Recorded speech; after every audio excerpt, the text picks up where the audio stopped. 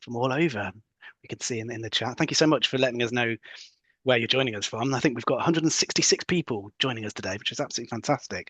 It's a real privilege to be able to speak with you today, and we are very grateful for you giving us some of your precious time. Um, Today's session is all going to be around whole child assessment and using GL assessments to help inform teaching and drive growth. We're very fortunate today in that we've got a fantastic guest speaker, Mr. David Walton, who is the assistant primary principal at Patana School, a school which I'm sure lots of you will have heard of in Thailand, Southeast Asia. So we're really excited to be bringing him in a little bit later. David's sitting there in the wings of the curtains with the curtains closed, just waiting to join us. But before that, myself and Cecilia are going to be introducing ourselves and talking a little bit about some of the assessments which David uses at his school. So just to introduce myself, I'm Finn. I'm one of our product specialists here at Renaissance. Formerly, I was a teacher and a school leader for many years. I taught in the UK, South America, and in Southeast Asia, actually in Thailand, which a school which David knows well. Yeah, I've been with the company around about 5 years now. And I spend my time now working with schools to ensure that they understand what our assessments can do and how they can support with their students. And I take great pleasure from that.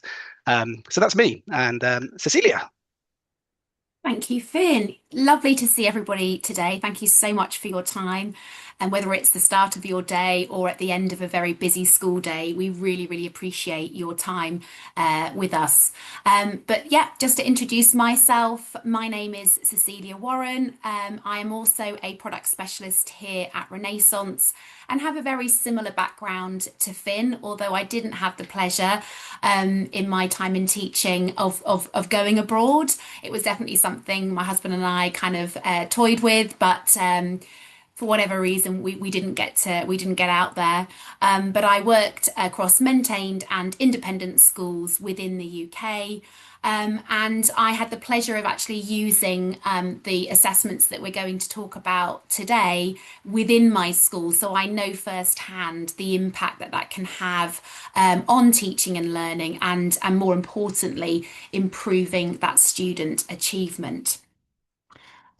So before we really get into it, we always like to share our company mission with you all. And at Renaissance, our mission has stayed the same for many years, and that's really to accelerate learning for all.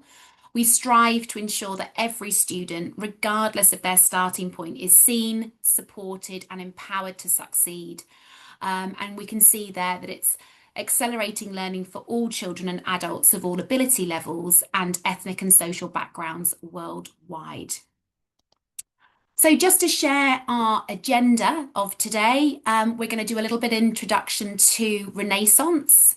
We're going to move on very briefly to talk about three of our kind of assessment solutions, which is CAP4, our progress test series, and PASS, our PASS survey.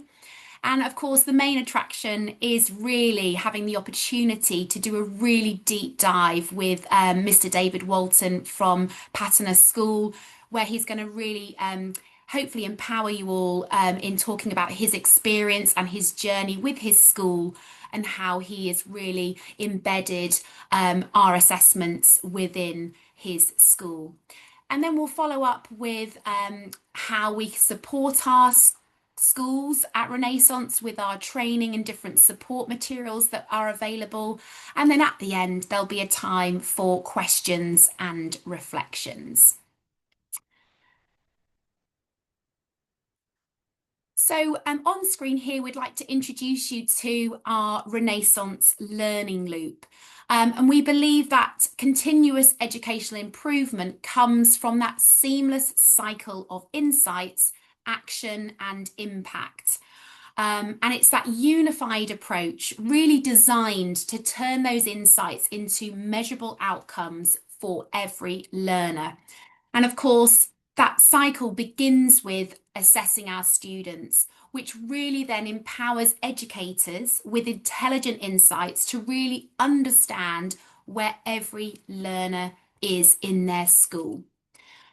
Then through adapting teaching, we can dig deeper to uncover those nuances of individual needs and ensuring that learning is really tailored and targeted. And then finally, it's all about that acceleration of learning where we move to action. And of course, engaging teaching and learning with personalized strategies really do make that real impact into that achievement for our students. And of course, we know as educators that this loop is certainly not a one-time process. It's that continuous cycle. And by integrating that assessment, the adaptation, and of course, that implementation, educators can really make informed decisions that really drive meaningful, measurable improvements for every student. And with the Renaissance Loop, we help educators move from data to action to impact, really unlocking that full potential of every learner. And just on screen here, it just briefly gives you the plethora of solutions that we have available to our schools, whichever part of the journey or the cycle, whatever point in time you are, perhaps in your schools, are in that cycle there. And as you can see, we have lots and lots of different solutions that can support that learning loop. We also have our Send guide, which can really help you to choose the tools that are most appropriate to the perceived needs of your learner, some of which you can see on here. And this really then gives you that kind of those next steps or ways to personalize their experience and providing you at the same time with specific evidence that you might need to really accurately understand needs. As we know, not every learner is the same, and therefore there'll be a certain amount of students that you might want to delve into a bit more detail, detail to really uncover potentially barriers that they might have with their learning. But with all that said, we are now going to talk to Finn again, where he is going to talk about our CAP 4 assessment. Over to you, Finn. Thank you, Cecilia. So CAP 4, it's an assessment which I'm sure many of you will have heard of. Some of you may well be using it already. And it's an assessment which is all centered around identifying students' strengths and potential, standing for Cognitive Abilities Test 4, and the reason why it's got the 4 will become apparent very soon. It's a curriculum neutral assessment designed to measure the students' abilities in the 4 types of reasoning ability which are known to make a difference to learning, namely verbal reasoning, non-verbal, spatial, and quantitative. It's an assessment which can be used all the way from 6-year-olds, our youngest students, all the way up to 17, 18-year-olds. For the younger students, for the 6 to 8-year-olds, it's a shorter, truncated version of the assessment, so just 2 lots of 30 minutes. And then for the older students, there's 3 parts to the test, each one taking about 45 minutes, which includes things like example questions and any practice and admin details with that as well. So the actual time the students are doing the test is around about 30 minutes for each section of the test. Can be done digitally or on paper, on any device, PC, tablets, and it's one which is really used at key points of transition as that baseline assessment to really understand what are the natural innate abilities of the students. What are we working with these students? What are their strengths? What are their areas for development? What are the subjects which they're likely to do well in? What are the areas where they're likely to need support? Providing schools with those key insights into how they can support the students moving forward. So a really fantastic assessment to be done when you're being introduced to a new cohort of students and you want to get to know them as quickly as possible. Cecilia, I wonder if you can move it on. Thank you. So it's all about CAP 4 is all about identifying those hidden abilities and strengths and challenges. Now, verbal abilities is probably one of the batteries which is easier to identify. We can often see where a student is strong verbally. Students like that are likely to be to enjoy taking part in class discussions, to have good comprehension skills, to be articulate, all those things. But some of the other areas of CAP 4 are much more challenging to identify on a sort of day-to-day basis within the classroom.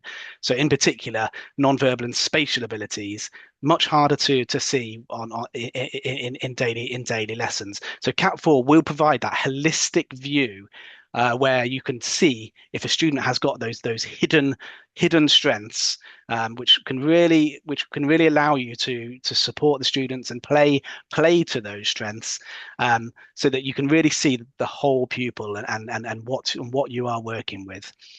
We talk about identifying students who may have a spiky profile, for example. So students where, as you can see here, this is a student where verbally very strong and actually non-verbally and spatially as well, because they're in that above average range. These are students who are very strong in those areas, but quantitatively less strong. So this is a student when it comes to anything around number, so obviously particularly mathematics, but in other areas as well, this is a student who's likely to need support in that area. And this is what Cat 4 will provide. It will provide that detailed insight into the areas that the students are likely to do well in, and crucially, the areas where they're going to need that support. So within the Cat 4, there's a range of reporting which schools can utilize, starting with the group reports, which allows you to see your cohorts all in one place. And again, allows you to get that overall picture of the strength of the year group. Again, what are we working with this group of students, and how do their abilities compare to a large national sample of thousands of students? What should our expectations be for this group? Where are they likely to be in 4 or 5 years' time when they do their examinations? So it's one which, again, it's going to provide that overall picture of the year group, but also when you dive into it and you start to look at the students individually, you can really see the individual picture as well. A crucial part of Cat 4 is that it's not just going to provide the data, the standard age scores and the stanines and the percentile rankings, but crucially, it's also going to provide this narrative, the implications for teaching and learning as well. Now, this is where you can get some real gold dust, in that it will state very clearly how the student is likely to learn best, how the student should be supported within the classroom. What are the strengths of the students? What are the things that the student is likely to find more challenging? How, as a teaching team, can we support the student to ensure that he or she can work towards their potential? Thank you, Finn. And we're just now going to have a look at the PT series, which are our assessments that support teaching and learning in English, maths, and science. And they're really designed to help accurately measure how your school and your students are performing in English, maths, and science. And you can compare your students against that national sample and really measure both in year and year on year progress. And you can see here the different types of skills and the curriculum content that it is covering for those assessments. And this will be different for different ages for PT, because there are levels of assessment specifically designed for different year groups.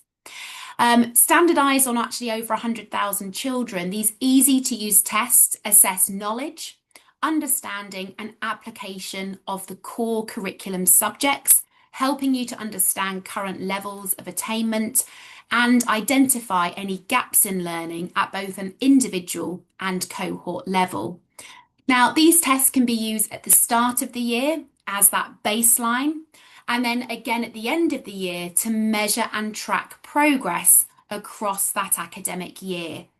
And the detailed reports analyse those key dimensions of learning for each subject and provide a question by question breakdown to really help identify those students who may require more challenging targets, and also those who may need extra support. Here we're giving you a bit of a flavour of what the individual student report for teachers look like. We also have a group report, so you can see your whole class or your whole cohort that's taken that specific level of PT.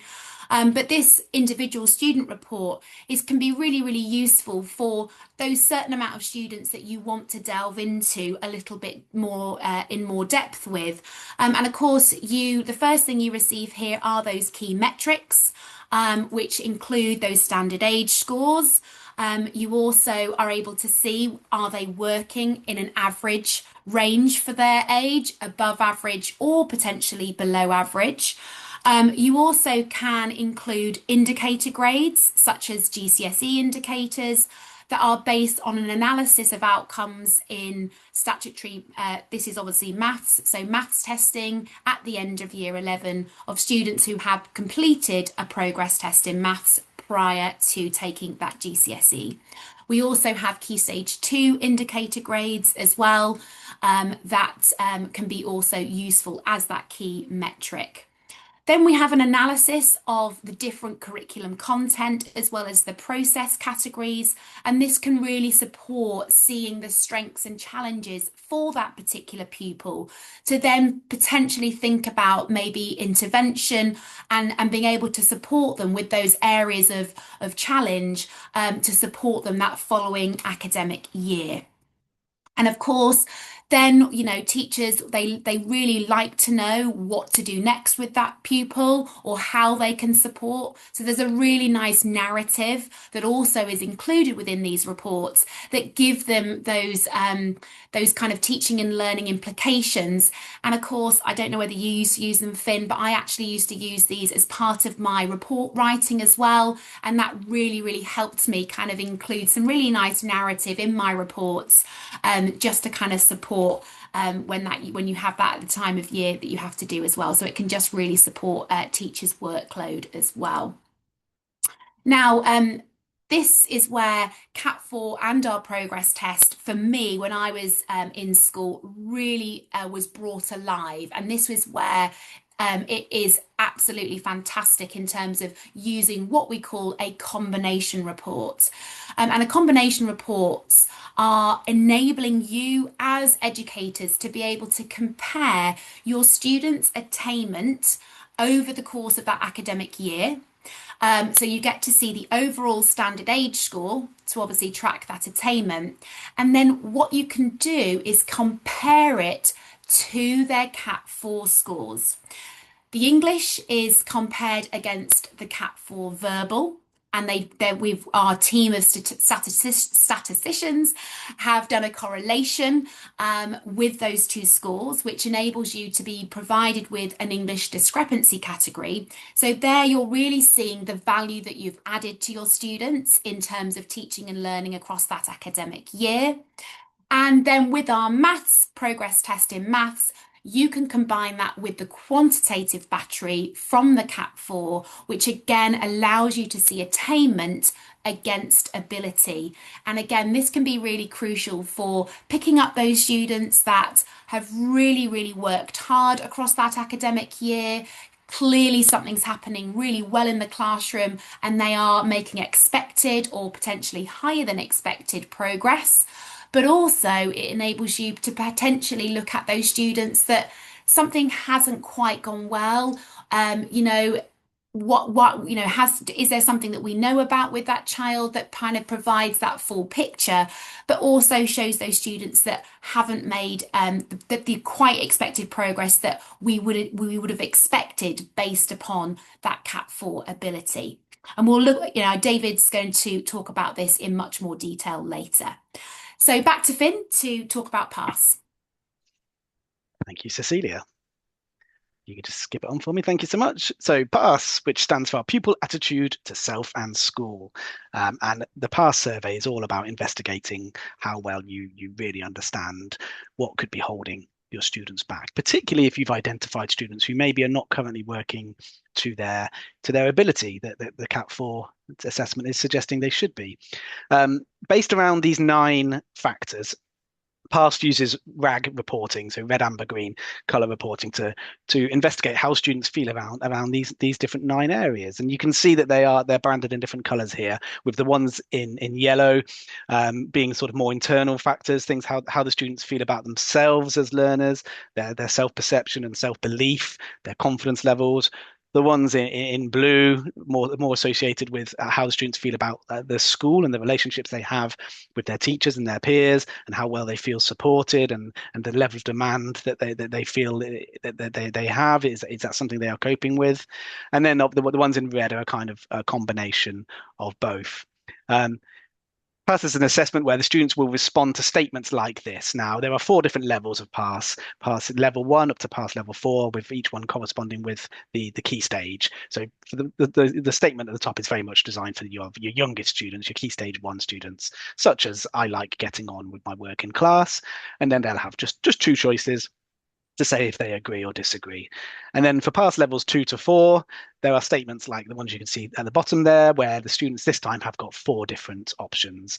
And sometimes yes, a lot is the positive response. Other times, no, not at all is the positive response.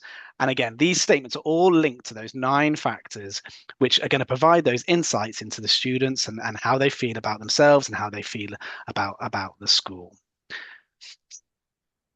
And then from the data, or how the data is presented, it very clearly provides insights into how your cohort or your year group has responded for each of those 9 factors. So you'll get a mean percentage, which will tell you the percentage of positive responses per factor, but you'll also get the comparison to the standardized sample. So you can see how your students' responses compare to a large sample of thousands of students. The reports can be broken down into gender, but also any other focus groups you might want to look at. So, for example, if you wanted to see the data for your students who have English as an additional language, or your SEND students, that can be found within the reporting. But then what you would then do is start to look at the individual pupil analysis, which is the one you can see at the bottom there, the color-coded one. And this is where you can really start to drill down and identify your students who are of particular concern, and the students who are telling you from their responses that there are issues which they want you to know about. And these are the students who are going to need those interventions, those supports in order to help them feel happier and more confident about themselves and feel happier in school. So in other words, it's going to allow you to really identify those students who need support, who need help. And that's what PASS is all about. And the way that PASS is designed, the color coding will automatically draw your eye to those students who are in most need of support, as well as providing the data. PASS will also provide you with interventions and strategies post administration, so that you can use those in line with what the data is telling you, so you can really drill down and focus on the things which and the areas and the strategies and the interventions to support those students. And that can be at a school level, it could be at a group or a year group level, but we've also got lots of intervention ideas of how to support students on a one-to-one basis as well, things you can do on a one-to-one basis with the students, all designed to improve these scores. Okay, I think it's time to bring David into the fold. David, can I please introduce Mr. David Walton, who is the assistant primary principal at Patana School. David, we're so pleased to have you with us. Thank you so much for joining us. Now, I'm sure lots of people on the call will have heard of Patana School. It's a school with a tremendous reputation. It's been around a long time now. But I wonder, David, if you could start by just maybe introducing yourself, your role. Tell us a bit about Patana for those people who don't know too much about it. And then I would ask you to maybe talk a little bit about what assessments you're currently using with us, and maybe the journey you took to arrive with GL assessments.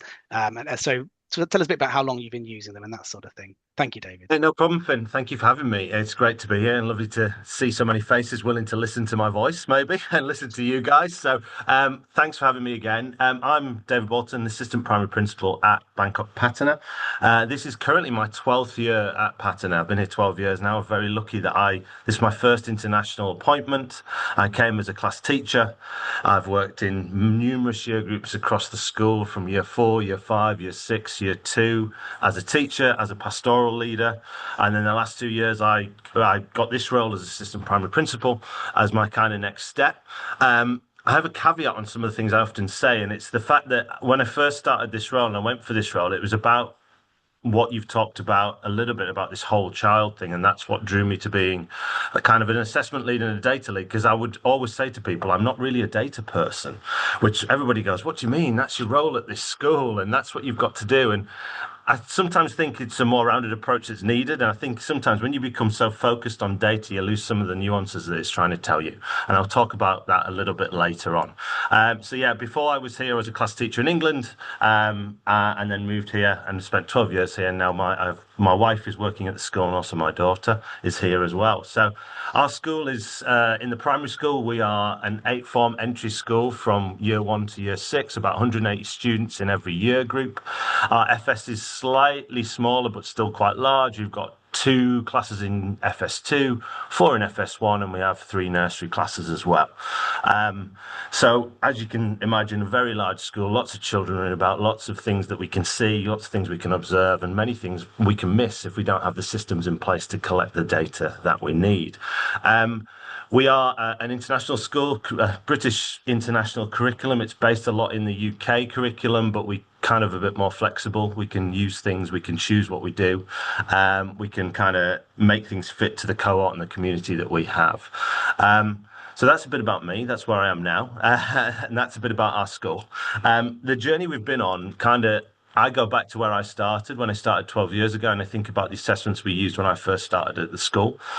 We were using national curriculum APP grids to assess writing. We were using national curriculum kind of assessment tools for mathematics, and we used them for a long time, and it created lovely reports that had graphs on that parents understood, and it showed progress very clearly. It showed points of progress that moved through. Now, in the UK, that changed, didn't it? They moved away from all the APP grids and everything, and what we did was we stuck with it for a very long time, until about 4 years ago, to be precise. So we were a little bit behind the times in terms of what our assessment should look like and maybe what it did, and we moved away from them maybe 4 years ago now, and we moved towards a more rounded approach of developing meeting and exceeding of a child on our reports and what that looked like in mathematics and literacy and reading.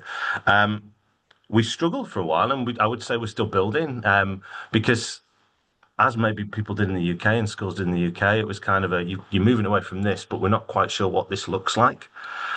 We battle with the idea of how we assess developing, meeting, exceeding, those broad bands of attainment. Where does a child fit in it? How do we show progress between different things? How do we show that a child that is meeting down here on this scale that kind of is just there and is just secure in it? How do we show that they've made progress if they've only moved within this meeting grade to what does that look like for a parent? How do they justify sending their child here and proving that they're learning? And how do we show that they're making progress? And then about 2 years ago, when I took this role, we started at that point we started 3 years ago when I wasn't in role to explore what GL could do for us and how standardized assessments could give us more of a foundation and a base to build up on. And that's where we came to GL. So we now, from there on, from 2 years ago when I started, we started using the PTM, the PTE, the CAT4, and just last year we began using PASS as well, and now I'm currently looking at using the PTS as well for our science for next year. So a whole plethora of the assessments from GL within our school now. And that really, the shift towards the standardized is because we're looking at how we benchmark and how we really can numerically measure progress when our teacher assessments are broad. And I trust my teachers 100% that their assessments are accurate and they know those children inside out. But what I'm finding is that having these standardized pieces, these pieces that give us a bit of the picture, a little flag in the sand, as I like to call it, something to explore with children. There might be a data point that flashes up. They give conversations a bit more richness and a bit more depth and quality when we want to explore something. We know something's either going brilliantly, we know something's not quite right because it's flagged in this assessment that we do, and then it's about how we use it to explore further. The bit about me that kind of matches to that is this kind of triangulation piece. So we have standardized tests, we have the GL assessments, and then it's how we triangulate with all the other things that we do. So we do kind of running things through the year. We've got teacher in-class assessments. And what we've talked about at our school and what I've tried to change significantly over the last few years is this culture around data. You know, when people point the finger and say, oh, the data says the data. And what we're trying to push on people is this idea of being kind with data, because you can look at one thing and it can stand out, but it's more about the picture that surrounds that one thing. And I work closely with someone called Matthew Savage. I think he worked with GL a few times. I kind of worked with him at our school for a while, and we looked at this idea of what's around that flag and how the assessments show us one thing. And there might be this point in the sand, that's this flag that we can go to and this indicator, but then we dive deeper from that point and pull out the things. And the tests alongside what the teachers know are giving us that kind of rich knowledge and depth of data that we need to really help children move and help them progress. I think I've answered that, have I not, Finn? Beautifully. Thank you, David. I think you've probably, spoken about your key challenges that you were aiming to address in terms of looking for sort of like alternatives on those APP grids that I remember as a teacher very, very well. So how do you kind of use assessment insights from Cat4, PASS, Progress Series to really sort of inform teaching, support those more diverse learners, and maybe then use that to then guide interventions that you're also trying to implement as well? It's a really good question, Cecilia. So what you talked about earlier when you talked about the Cat4 and the combination with that, with the PTM and the PTA, is probably a good place to start. This year I've been looking at what we class as our core metrics at the school, because we still report DMs and E's through our reports that are class teacher gradings, but it's about now saying, how do we focus on progress and how do we focus on attainment in a way that's measurable? And what the Cat4 and the PTM-PT combination gives us is it gives us this opportunity to kind of profile students and profile cohorts based upon their cognitive ability. And we can see that we might have a cohort that is very good verbally, but not secure quantitatively in a cohort. And then we zone into different classes and then into specific students like the ones on the board here. And we can identify children that have kind of on the board, I said there, you see the teacher and me coming out at that moment on the screen. And what we do then is we focus in on these students. We identify students that are making below expected progress against their cognitive ability. So not progress, but the discrepancy category, should I say. And those children then become focus points for teachers, and it's like, can you tell us more about it? Now, I'm very into this conversation about identifying these children in what we call student learning meetings. So the teacher will sit with a middle leader about their class. They'll have this data. They will have their in-class assessments, and they'll have identified the children from our assessments that are below expected in their discrepancy, and we'll talk about them. And the conversation, first of all, is about what do we know about them? Because you can very quickly dive into this and think, oh, there's something not quite right there. They're behind. They're not achieving what they should. Why are they not? And it can be what you're not doing. It's more about what do we know about them? Is there something we've missed in this data? How does that fit with what this is showing? Then, if that conversation leads down, I'm just looking at an example here. We've got a lot of them at expected level or higher than expected. So much than expected. I'm looking at Ella Keating there, who's got 84 on a SAS, and then Cat4 Verbal says 105. Say she was an example student of mine. I'd be talking to that teacher and saying, tell me more about them. Is there anything going on that is affecting the way that she is performing within the PTA in her English? What do you know about them? Is there any strengths within her English? And then I'd pull up the PTA and we'd look at the areas to see if there's any questions where she's weaker or stronger. And what I would say that the data gives us, it's not about pinpointing something on a teacher or on a student saying that they're bad at this. It's about building a picture, and the data helps you get there. It gives you more of the story rather than just saying, this child can't do this, or this child can't do that. And it's that conversation we build around it. So that's kind of that. And then we build intervention in place based upon those children and how it might match. If it is a gap, there might be some other things going on elsewhere that affected that score. It is a once in the moment test, like they've done it once at the start of the year, which I haven't mentioned when we do them yet, but maybe I'll come to that. And it's then about building around that, building an intervention. If it is a discrepancy within her knowledge and understanding within reading, we look at areas that we can improve, an intervention built around that to support that child. We come back to that and review it in our next student learning meeting, which would then be at the end of the term. What's worked? What hasn't worked? Do we need to continue to monitor this child? Is there something else we can do to support them? And it builds that cycle and builds that ongoing conversation. So that's one way we use that one. In the attainment one, I'm currently working on a little bit of this. When we talk about comparing, say, the PTM score at the start of year three, and we look at what it then comes through at the start of year four. So we test at the beginning of every year, and that was a choice of the school, because we feel like a summative point assessment at the end of a year. It feels a bit like what the old SATs used to be for us when we were in England, and it's an end point rather than something we use.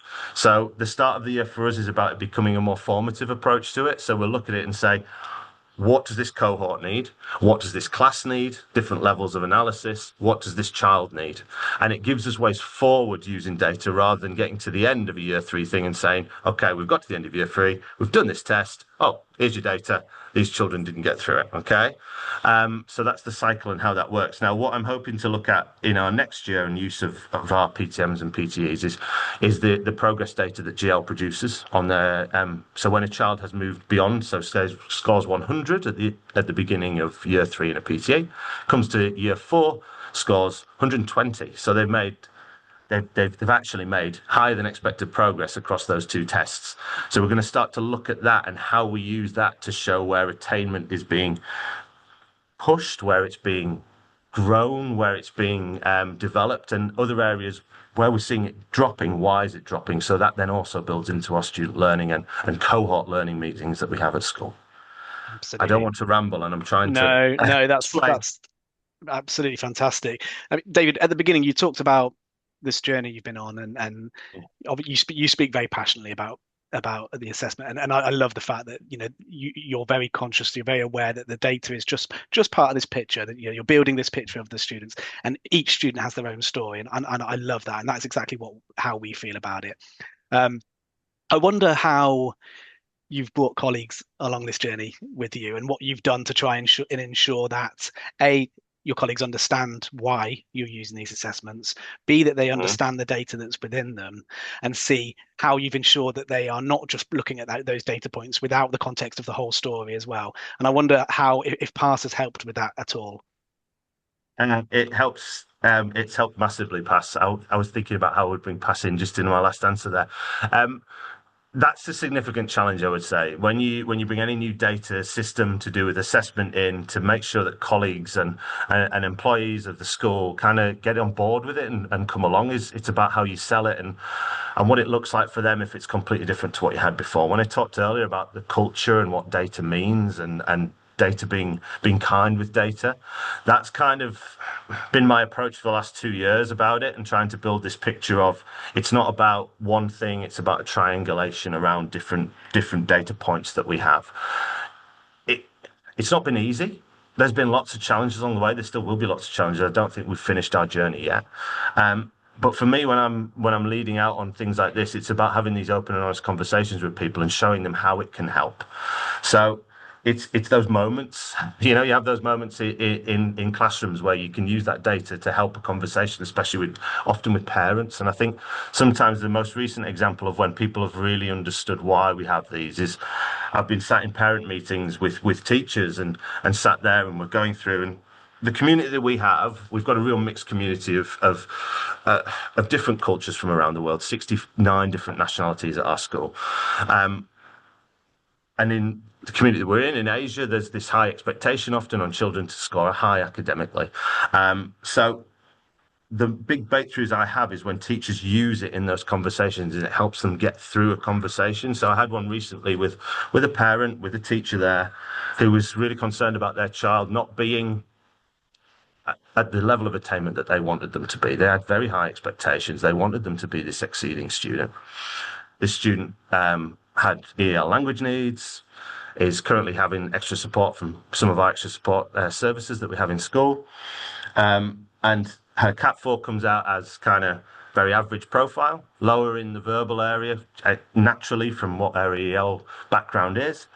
But these parents were very much like, we want to fix this. We want to fix this. And I'm there struggling with a conversation with them and I'm thinking, how do I get through this? And I pull this data up, and I've looked at a PASS beforehand, and the PASS data really came in useful at that point because it kind of changed tact in our conversation. And I think I go back to this about how having this data behind every conversation you have really gives you evidence to build on. So the parent was very obsessed with her pushing forward in her understanding and becoming much more higher in attainment. And I asked the question, I just turned around and said, can I just ask you for a minute, does she talk positively about school? Is she happy at school? Does she tell you? And suddenly, because I, from the past data, knew that there was one of her batteries that was significantly lower than others and indicated some sort of unhappiness towards school life. And as soon as I said that, this parent who actually in our culture maybe wouldn't open up about something like that felt like the walls dropped down because I'd been able to confidently ask that question. They then turned around and started to talk to me about, oh, okay. Yeah, she comes home and she says she's not very happy. She says she doesn't enjoy being in class because of this, that, and the other. And it completely changed the conversation to then be about how we support the child rather than trying to get her somewhere that she couldn't be. And I think when we think about people coming on board with the changes that we've had and the move towards it, it's when they have conversations like that and are able to really justify why they do things using key data points, using things that help us understand the children better. It's those moments when people realize this is the best way forward, and this is why we use it, and we see the benefit in what we are doing. Absolutely. I think I remember from my time teaching in Thailand, we had a number of students where behavior was not an issue. Behavior was outstanding. Pupils very respectful of their teachers. But we had a feeling that some of the students were masking actually, and actually maybe some of the students were not quite as happy as we thought they were, or as confident as we were. And actually, I would have loved to have had something like Pass, where the students have got that opportunity to express how they feel without having to articulate it in front of their classmates or directly towards the teacher. Do you think that's something which Pass can really benefit in that particular area? I totally agree with that. The community that we have, it can be a bit of a taboo to talk about how you feel. Right. And I think because of the pressure sometimes placed on our students from home life and what the expectations are on them, they don't want to upset people. They don't want to upset you as a teacher. You, especially in Thailand, the Thailand culture is that teachers are one of the most respected professions in the country. So for them to say that they are struggling, or for them to come forward and tell you one-to-one that something is wrong with them, for them is a real challenge. And they can do this. They can do the past and share things in the past without it being kind of confrontational, without it being them having to use words to say it. And it's an indicator, like I said before, that then helps me and helps teachers at my school to be able to just weave things into the day-to-day life of the school that child has that supports them further. So yeah, it's a really useful tool. And I do think that we can use it even better. I don't think we've even mastered it yet. I think there's a few more things we could do. Absolutely. I guess just on that sort of note, really, David, just probably last question before we can then open up the floor to our webinar guests. But you've said there you're kind of you're still on that journey, and I think kind of having sort of been on that journey myself a few years back. How did you make sure that you kind of got your colleagues within school engaged in this process and sort of made them feel that they could take small steps to kind of build every kind of, along that way, so they weren't overwhelmed? Because we know, don't we, our colleagues in school, we are all spinning so many different plates. And it's about making sure that as leaders, we are, making sure that we're integrating new tools, but in a way that can be really bought in by them. It's kind of about stages with the integration, I would say. So we started off slow. We did start with PTM, PT and Cat 4, but when it came to the analysis of it, I first of all introduced it to our middle leaders. So I talked to our middle leaders about what it could do. We actually explored all the assessment profiles in meetings, all the different tools. We looked at core areas. So it's about identifying from the things what most works with the curriculums and with your school and your learning at that moment that we can get the most benefit from.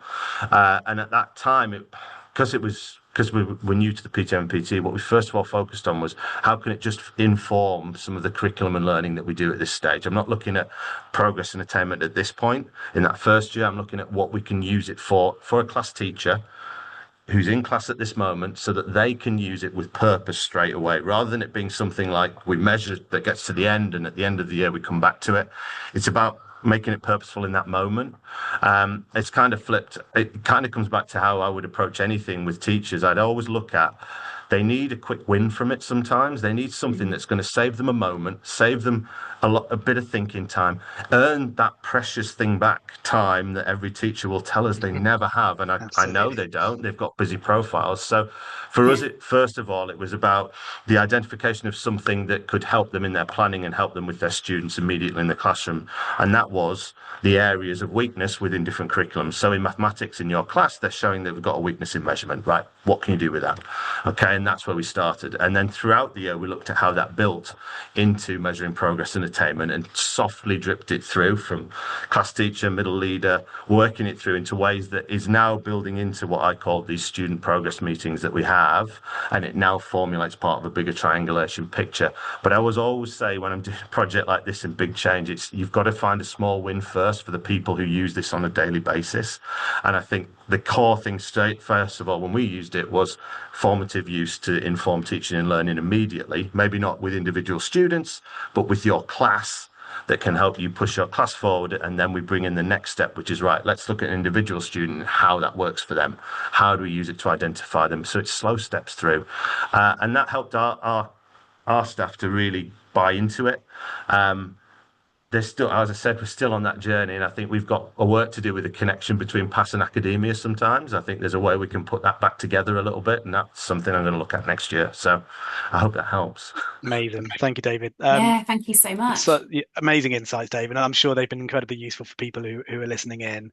Um, our colleague Terry is going to pop a poll onto the screen there. If you would like to learn more about any of the three assessments that we've talked about today, CAT 4, the PT series, or PASS, please do to select what you'd like to learn about, and so we can reach out and arrange a meeting with you to talk about those assessments. David, we've got a question which has come in for you, if that's okay, and then Yeah. Cecilia and I will maybe respond to the other two that have come in so far. The question is, from what age do you use the CAT 4 to assess your students? Okay. The CAT 4 we use in 2 year groups. We use in year 4 and we use in year 6.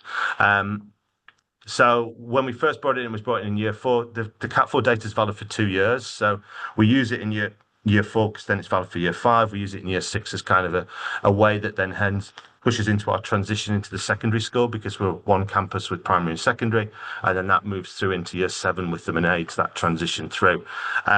That's when we use the CAT 4. I've seen it used with year 2s. I've seen it used with year 3s. I've seen it used with younger year groups.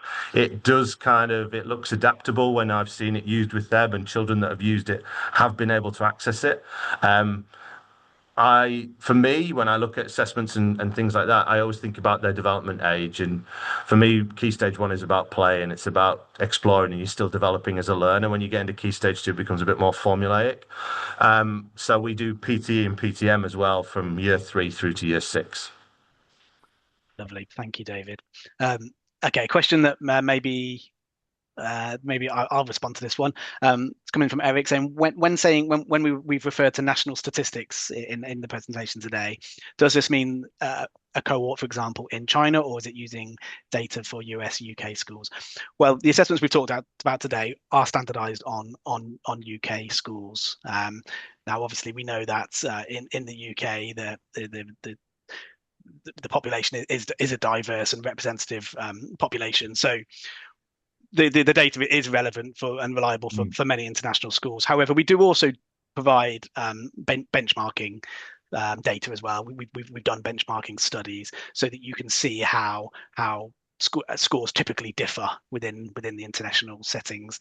So yeah, it's something which we can offer, and we have got the data which will show you how, for example, a UK norm would compare to an international norm.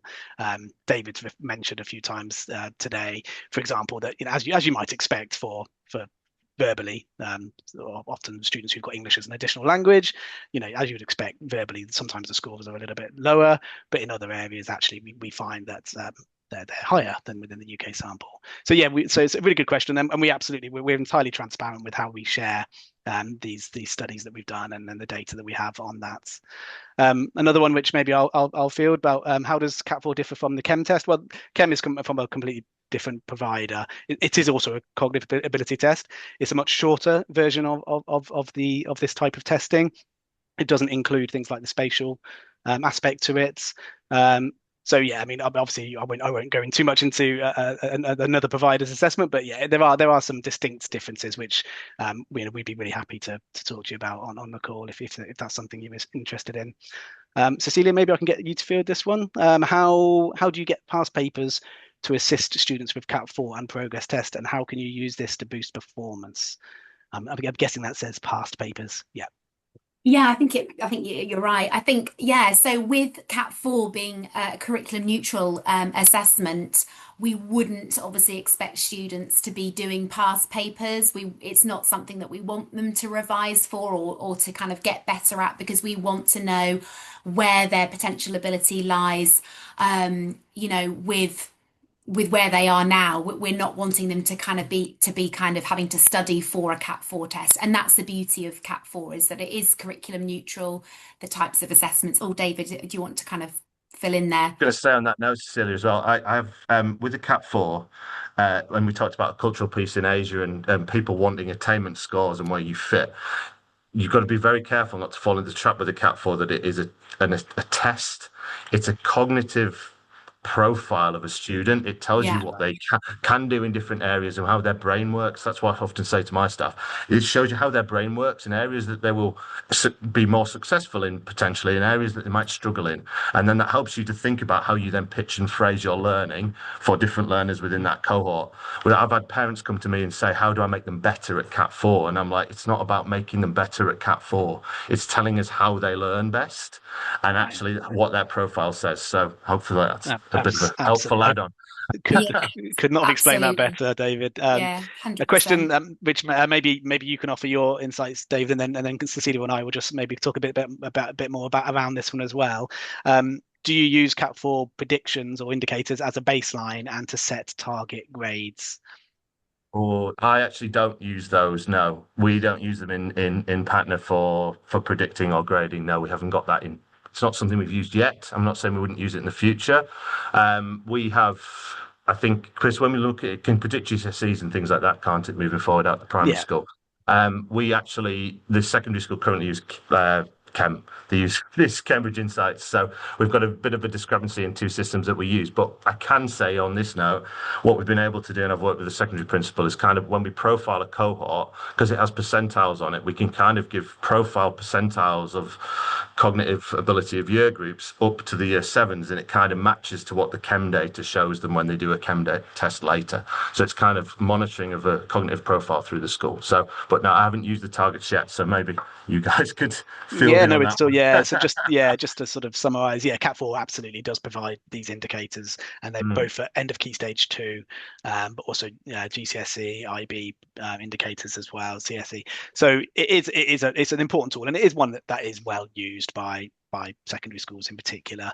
But again, it's we will always say, what we have is this very large database of students who have sat Cat 4 and then gone on to sit those exams. So we are able to pull that data and be able to tell you a student of this age with that Cat 4 profile went on to get these grades, and we can give you those percentages for each level so that you can see that and you can use that as part of your the way that you land on the predicted grades for your students. So it's an important feature of it, and it's well used, but it's just a small part of it. As David says, there's so much more to Cat 4 than just providing those indicators. It's all around that idea that Cat 4 is going to tell you how your students think, what their strengths are, what are the areas for development, also so that you can utilize those insights within the classroom to support those students. That is what Cat 4 is fundamentally about.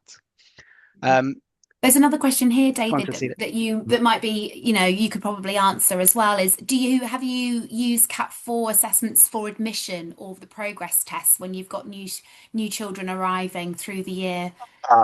We haven't actually used them at admissions. I know schools do. I know a Mm, number of schools around the world do, because often they will contact me in my role and say, "Is it possible you could administer a Cat 4 for some of these students that are moving to their school?"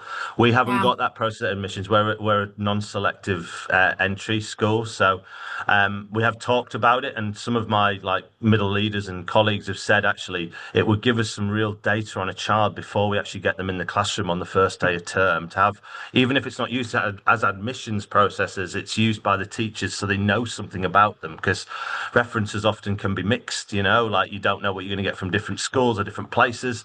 And if we had something like that before they got there, class teachers could be a little bit more prepared to provide for that child and know something more about them before the first few weeks of term, when they're really trying to figure out how that student learns best and what their core areas of development might be. So it's not something we have used. I know schools use it, and I do see the benefit in doing it if it's used in that way to inform teachers and their classroom practice.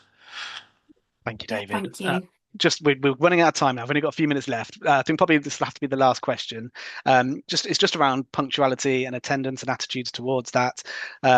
Maybe you saw during the presentation, that's one of the things that PASS will report on, which will again will provide some insights into the students' feelings about that.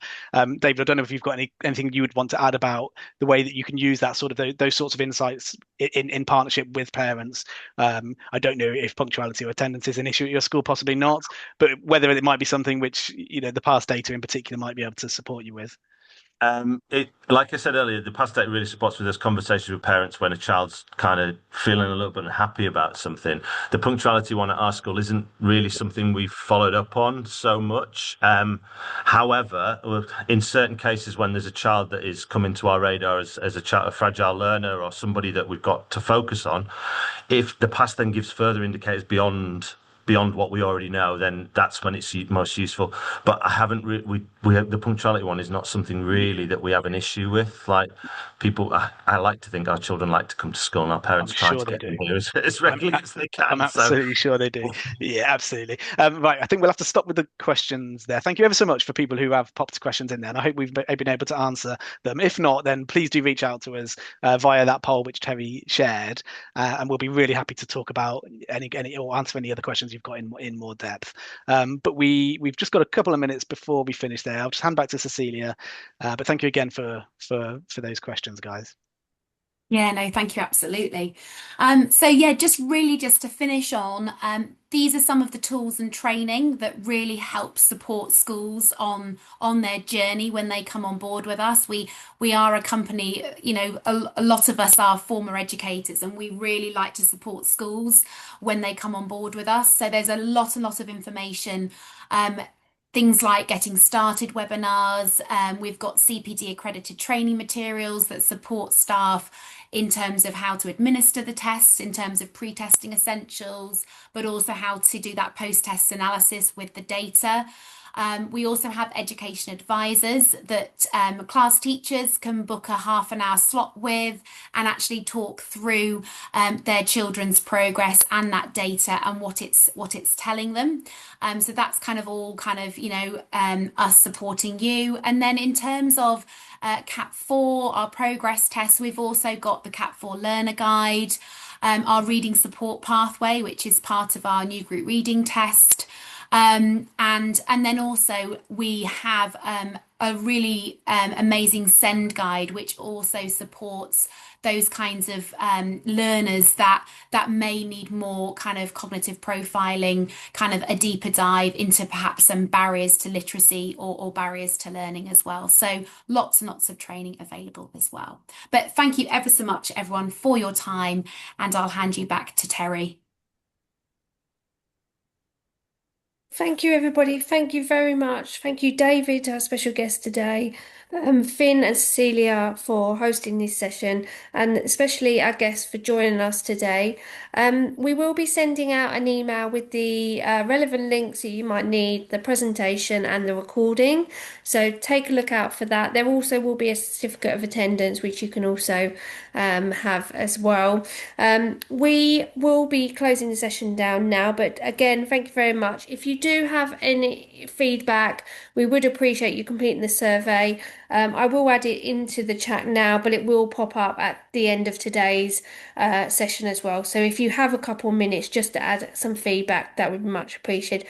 Hope you have a great rest of your day, and we hope to see you at another webinar soon. Thank you, Terry. Thank you, Cecilia. Thank you, David. Thank you so much, Thank David. you. Thank you, Finn and Terry.